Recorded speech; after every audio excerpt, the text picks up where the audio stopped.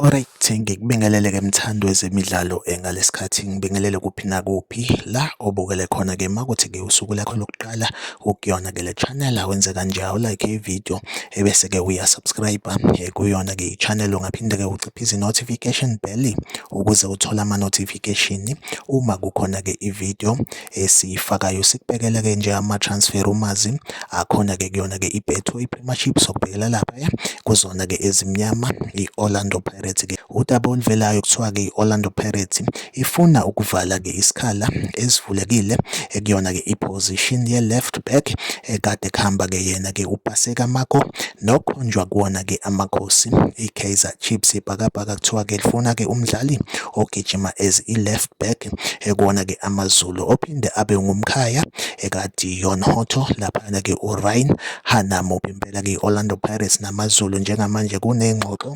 eziqhubekayo phakathi kwabo Ryan Hanamo singakulindela ukuthi-ke agijime ekuyona-ke laphana-ke i-Orlando Pirates as i-left back since kuhambe yena-ke uPaseka Marco kwi-Orlando Pirates-ke njengamanje umuntu-ke singasho sithi ukhona uyena-ke umkhaya wakhe uDion Hoto nelingaqondakali ikusasa lakhe since i-contract yakhe ingakavuselelwa impela-ke iyona update engiyiphethe-ke njengamanje like ividiyo usubscribe kuyona-ke i-channel mina nawe ahlangabezana kwividiyo elandelayo nisale kahle.